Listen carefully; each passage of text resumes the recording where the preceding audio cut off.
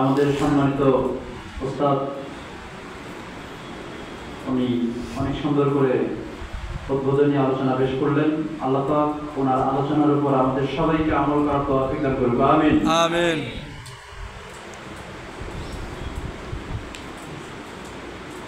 আমাদের এখানে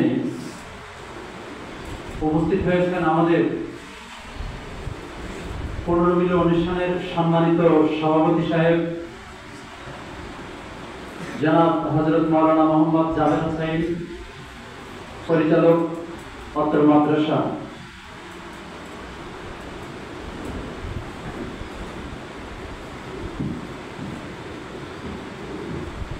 আলহামদুলিল্লাহ, আমাদের এই মাদ্রাসার উদ্যোগে আয়োজিত পূর্ণ মিলন অনুষ্ঠানে সভাপতির আসন অলঙ্কৃত করেছেন আমাদের অত্যন্ত শ্রদ্ধেয় এবং আমাদের অত্যন্ত ভালোবাসার মানুষ, পরিচিত মানুষ, এই মাদ্রাসা সম্মানিত মুহতামিম সাহেব দামাত বারাকাতুহু হযরতুল আল্লাহ হযরত মাওলানা জাভেদ হোসেন সাহেব মদদুল্লাহুল আলী বারাকাল্লাহু ফি হায়াতি। আল্লাহ পাক ওনার হায়াতের মধ্যে বারাকাত দান করেন। বলেন আমিন। আমিন। ওনার হায়াতের মধ্যে আল্লাহ পাক বারাকাত দান করেন। সভাপতির আসন অলঙ্কৃত করেছেন, তো অত্যন্ত ভালো লাগতেছে আর কি। হুজুর যে আমাদের এখানে আসতে পেরেছেন, আলহামদুলিল্লাহ আমাদের অত্যন্ত ভালো লাগতেছে। আপনাদের কেমন লাগতেছে বলেন? আলহামদুলিল্লাহ। আলহামদুলিল্লাহ।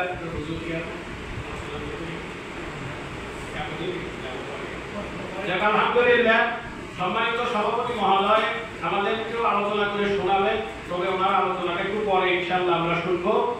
তবে এখানে পর্যায়ক্রমে আপনার ইনশাআল্লাহ অনুষ্ঠান চলতে থাকবে বলে আশা করি। এ পর্যায়ে উদ্বোধনী আলোচনার আরো কিছু অংশ নিয়ে আসবেন আমাদের মধ্যে আমাদের এই মোহতারাম সম্মানিত হুজুর মুফতি আলী হাসান সাহেব। তো আমার কথা বলুন, আমি ওনাকে ওনার মূল্যবান আলোচনা পেশ করার জন্য বিশেষভাবে অনুরোধ করি। আসসালামু আলাইকুম ওয়া রাহমাতুল্লাহ। আলহামদুলিল্লাহিল্লাযী ওয়াহদাহু ওয়াসসালাতু ওয়াসসালামু আলা মান লা নাবিয়্যা বা'দ। আম্মা বা'দ, ফাআউযু বিল্লাহি মিনাশ শাইতানির রাজীম। বিসমিল্লাহির রাহমানির রাহিম। ওয়া ইয়াওমা ইয়া'আযু যালিমু আলা ইয়াদাইহি ইয়াকুলু ইয়া লাইতানি ইত্তাখাযতু মা'আর রাসূলি সাবিলা ইয়া ওয়াইলাতা লাইতানি লাম আত্তাখিয ফুলানান খলিলা لقد أضلني عن الذكر بعد إذ جاءني وكان الشيطان للإنسان خذولا. وقال رسول الله صلى الله عليه وسلم لا تصاحب إلا مؤمنا ولا يأكل مالك إلا التقى. وقال رسول الله صلى الله عليه وسلم المرء على دين خليله فلينظر أحدكم من يخالف أو كما قال عليه الصلاة والسلام.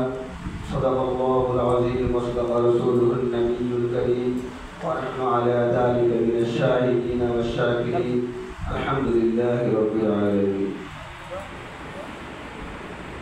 الجامعة الحسينية مركز العلوم কওমি মাদ্রাসা প্রাক্তন ছাত্রদের উদ্যোগে আয়োজিত আজকের পুনর্মিলনী অনুষ্ঠানের সম্মানিত সভাপতি ও প্রধান অতিথি সহ অত্র জামিয়ার সাবেক এবং বর্তমান ওলামায়ে কেরাম, অত্যন্ত সম্মানের পাত্র এবং আমার সামনে ভবিষ্ঠ ছাত্র ভাইয়েরা, আল্লাহ রাব্বুল ইজ্জত আমাদেরকে পবিত্র মাহে রমজানের পরে তিনি বিষয়কে সামনে রেখে, তিনি ভাতৃত্বকে সামনে রেখে, তিনি উদ্দেশ্যে এক বিশাল আয়োজন সবাই আমরা উপস্থিত হতে পেরেছি। এই জন্য আমরা সকলেই আল্লাহ রাব্বুল ইজ্জতের দরবারে শুকরিয়া আদায় করি। সকলেই বলি আলহামদুলিল্লাহ।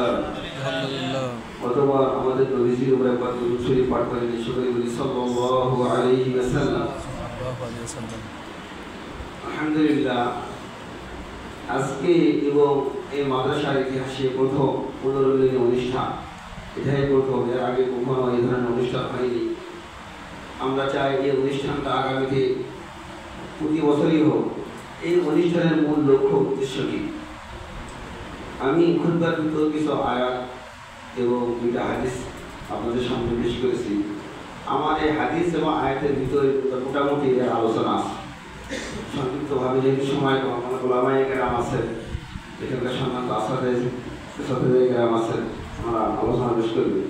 আমি শুধু মূল বিষয়টি আমাদের একত্রিত হওয়ার পুনর্মিলনী একটা পরস্পরের ভিতরে সাক্ষাৎ আদান প্রদান করার মূল উদ্দেশ্যটা আমাদের কি, এটা নিয়ে সামান্য আলোচনা করি।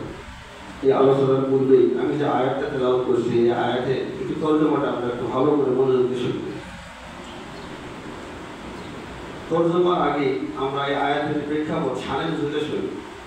শানে নজুলটা হলো রাসূলুল্লাহ সাল্লাল্লাহু আলাইহি ওয়াসাল্লাম নবুয়ত প্রাপ্ত করে আল্লাহ রাসূল যখন দিনের দাওয়াত দিলেন, দিনের দাওয়াত দেওয়া শুরু করলেন, প্রতিটা ওয়ার্ড দিলেন, প্রতিটা এলাকায় নেতাদেরকে দাওয়াত দেওয়া শুরু করলেন। এই দাওয়াতের পরিক্রমায় আল্লাহ রাসূল প্রতিটা নেতার কাছে দাওয়াত পৌঁছিয়ে দিলেন। তৎকালীন সময়ে আরবের ভিতরে একটা নিয়ম ছিল, কোনো সম্মানিত ব্যক্তি যদি কোথাও সফর করত, সেই সফর থেকে ফিরে আসার পরে অথবা সফরে যাওয়ার আগে, আমরা যেরকম আমাদের বাংলাদেশে সফরে যাওয়ার আগে হাজী সাহেবেরা সম্মানিত এলাকার মুরব্বীরা যারা আছে থেকে ডেকে একটা দোয়ার কালাম বা দোয়া সাক্ষাৎ করে। এরকম আরবের ভিতরে একটা প্রচলিত নিয়ম ছিল, যারা সফর থেকে আসতো সম্মানিত ব্যক্তি, এরা অপর এলাকার যারা সম্মানিত ব্যক্তি আছে, স্থানীয় ব্যক্তি আছে, এদেরকে দাওয়াত দিয়ে আপ্যায়ন করে। তারই ধারাবাহিকতায় উকবা বিন আবি মুআইদ, একজন মুশরিক উকবা বিন আবি মুআইদ, সে সফর থেকে আসার পরে আরবের মক্কার নেতৃস্থানীয় ব্যক্তি যারা আছে সবাইকে আমন্ত্রণ জানালো। তার ভিতরে আমাদের নবী আখির জামানার নবী মুহাম্মদ রাসূলুল্লাহ সাল্লাল্লাহু আলাইহি ওয়াসাল্লামকে আমন্ত্রণ জানানো হয়েছিল। রাসূলুল্লাহ সাল্লাল্লাহু আলাইহি ওয়াসাল্লাম অনুষ্ঠানে উপস্থিত হলেন। হওয়ার পরে সবাইকে যখন খাবার পেশ করা হলো সবার সামনে, রাসূলুল্লাহ সাল্লাল্লাহু আলাইহি ওয়াসাল্লাম উকবা বিন আবি মুআইদকে বললেন, তুমি যদি ইসলাম গ্রহণ না করো, আল্লাহকে এক বলে স্বীকার না করো, আল্লাহর সাথে কোনো অংশীদার নেই এটা না বলো, যতক্ষণ পর্যন্ত তুমি না বলবে ততক্ষণ পর্যন্ত আমি তোমার খাবার গ্রহণ করবো না। উকবা বিন আবি মুআইদ রাসূলুল্লাহ সাল্লাল্লাহু আলাইহি ওয়াসাল্লাম না খেয়ে এখান থেকে যদি উঠে যায় তার মানহানি হবে, এই জন্য রাসূলুল্লাহ সাল্লাল্লাহু আলাইহি ওয়াসাল্লামের কথা সম্মতি জ্ঞাপন করে তিনি ইসলাম ধর্ম গ্রহণ করলেন। রাসূলুল্লাহ সাল্লাল্লাহু আলাইহি ওয়াসাল্লাম শর্ত সাপেক্ষে তিনি খানা গ্রহণ করার পরে যখন চলে গেলেন, উকবা বিন আবি মুআইদের ঘনিষ্ঠ বন্ধু ছিল উবাই ইবনে খালফ, মুশরিকের আরেকজন নেতা উবাই ইবনে খালফ। যখন উবাই ইবনে খালফের কাছে এই সংবাদ পৌঁছে গেল যে উকবা বিন আবি মুআইদ ইসলাম ধর্ম গ্রহণ করছে, তখন উবাই ইবনে খালফ উকবা বিন আবি মুআইদকে ডেকে বললেন, তুমি নাকি ইসলাম ধর্ম গ্রহণ করছো? তখন উকবা বিন আবি মুআইদ বলল, হ্যাঁ, রাসূলুল্লাহ সাল্লাল্লাহু আলাইহি ওয়াসাল্লাম আমার দরবার থেকে না খেয়ে উঠে গেলে আমার মানহানি হবে, এই জন্য আমি খাবার গ্রহণ করছি। আমি শুধু এটা মৌখিকতা অন্তর থেকে নয়, আমি শুধু তাকে বুঝ দেওয়ার জন্য ইসলাম ধর্ম গ্রহণ করছি, মূলত আমার অন্তরের ভিতরে ইসলাম নেই। তখন উবাই ইবনে খালফ বলল, আমি তোমার মুখের কথা বিশ্বাস করি না। তুমি যদি মুহাম্মাদের মুখে থুতু মারতে পারো, আমার বন্ধুদেরকে যদি ঠিক রাখতে পারো, তাহলে বুঝবো তুমি আসলে ইসলাম ধর্ম মৌখিকভাবে গ্রহণ করেছিলে, অন্তর থেকে তুমি ইসলাম ধর্ম গ্রহণ করো নাই। উবাই ইবনে খালফের কথায় উকবা বিন আবি মুআইদ রাসূলুল্লাহ সাল্লাল্লাহু আলাইহি ওয়াসাল্লামের মুখে থুতু নিক্ষেপ করলো। আল্লাহ তাআলা সঙ্গে সঙ্গে আয়াত নাযিল করলেন, ওয়া ইয়াওমা ইয়া'আযু যালিমু আলা ইয়াদাইহি ইয়াকুলু ইয়া লাইতানি ইত্তাখাযতু মা'আর রাসূলি সাবিলা। কিয়ামতের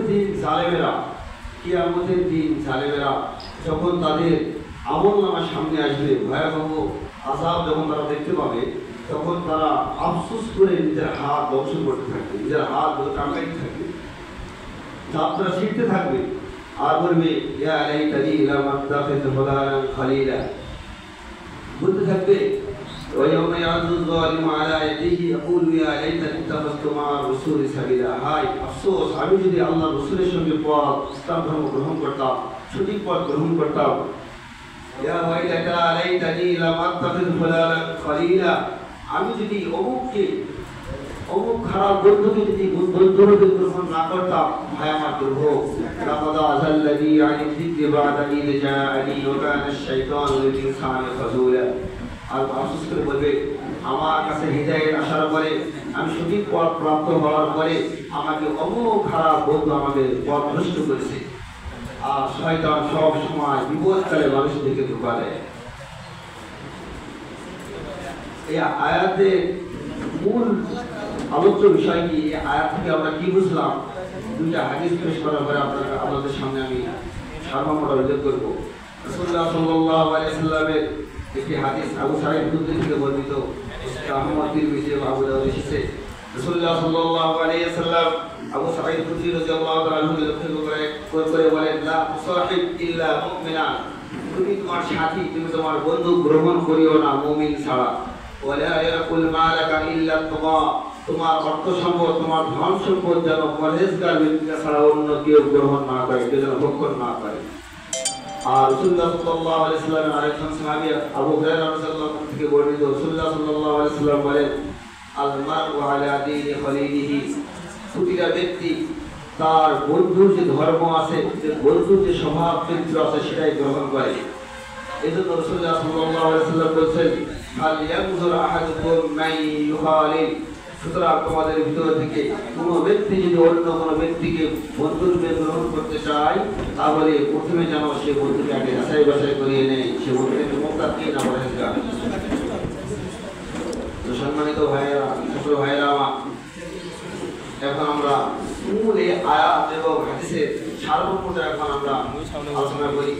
দেখেন এখানে দুইটা বিষয়, আমরা ছাত্র ভাইয়েরা যারা এখানে আমরা লেখাপড়া করেছি, এখন হয়তো অনেকে লেখাপড়া করি না বা চালিয়ে যাইতেছি, কেউ আবার খেদমত করতেছি। আল্লাহ তার যে পর্যন্ত নসিব রেখেছিল, এতে আলহামদুলিল্লাহ। সর্বোপরি কথা হলো আমাদের ওলামায়ে কেরামের সঙ্গে, দ্বীনী ভাইদের সঙ্গে সম্পর্ক রাখতে হবে। রাসূলুল্লাহ সাল্লাল্লাহু আলাইহি ওয়াসাল্লাম বলেছেন, ভালো বন্ধু ছাড়া, মুত্তাকি বন্ধু ছাড়া অন্য কাউকে গ্রহণ না করতে। কারণ আল-মারউ মা মান আহাব্বা, মানুষ যে আমাদের দিন তার সঙ্গে তার হাসর নশর হবে যে তাকে ভালোবাসে। এই জন্য আমরা ছাত্র ভাইয়েরা আছে, অনেকে গার্মেন্টসে চাকরি করতেছে, অনেকে বিভিন্ন জায়গায় আছে, প্রতিটা দরকার আছে। যদি গার্মেন্টসে কেউ চাকরি না করে তারা পোশাক কোথায় পাবো, যদি ইঞ্জিনিয়ার না হয় বিল্ডিং কিভাবে তৈরি করবো, যদি ডাক্তার তো হয় আমরা চিকিৎসা কোথায় গ্রহণ করবো। যেখানে আমরা যে অবস্থায় থাকি না কেন, আমাদের ওলামায়ে কেরামের সঙ্গে, উস্তাদদের সঙ্গে এবং দ্বীনী ভাইদের সঙ্গে আমাদের যোগাযোগ রাখতে হবে। যদি যোগাযোগ রাখতে পারি তাহলে আমরা পথভ্রষ্ট হব না। আমাদের বন্ধু যদি সঠিক হয় তাহলে আমরাও সঠিক পথে থাকবো, আশা করা যায়। এই জন্য কোরআনে হাদিসে অসংখ্য জায়গায় ইশারা এবং ডাইরেক্ট মাসের মাধ্যমে বলা হয়েছে ভালো বন্ধু গ্রহণ করো। একদমই বলে ইয়ারে ওয়াতওয়াতর ওয়াত আজমারে বা হাক্কে জাতে বাতে আল্লাহুস সামাদ ইয়ারে ওয়াদ আরাতু রাসূলি জাহিম ইয়ালিনিকু গিরতায়া বিনাই। যে খারাপ বন্ধু যারা সবসময় গুনার সঙ্গে লিপ্ত থাকে, এদের সঙ্গে বন্ধুত্ব করা এটা সাপের সঙ্গে সম্পর্ক করার চেয়েও আরো খারাপ। কারণ সাপ আপনার সর্বোচ্চ জীবনটাকে নাশ করতে পারবে, আপনার জীবনটাকে যথেষ্ট শেষ করতে পারবে, কিন্তু আখেরাত ধ্বংস করতে পারবে না। কিন্তু খারাপ বন্ধু আপনার ইহকালে নষ্ট করবে, পরকালে নষ্ট করবে। এই জন্য ছাত্র ভাইদের প্রতি আমার আগ্রহ আবেদন থাকবে, আমরা যেখানেই থাকি না কেন, যেখানে অবস্থান করি না কেন, সর্বপ্রথম আমরা উস্তাদের সঙ্গে যোগাযোগ ভালো রাখবো। অনেক সময় আমরা বিভিন্ন সমস্যার সম্মুখীন হই, মুসলমান হিসাবে দিনের মধ্যে চলতে গিয়ে এই সমস্যার সমাধান আমাদের প্রয়োজন হয়, কিন্তু অনেক বিষয় আছে যেগুলো সরবে লজ্জায় অন্যের কাছে আমরা ব্যক্ত করতে পারি না। উস্তাদদের সঙ্গে যদি আপনাদের ভালো সম্পর্ক থাকে, আপনাদের সাথী ভাইয়ের সঙ্গে যদি ভালো সম্পর্ক থাকে, তাহলে অনায়াসে সেই বিষয়গুলো শেয়ার করে আপনি সলভ করতে পারবে, হল করতে পারবে, দিনের পথে যাওয়া আপনার জন্য আশা হয়ে যাবে না।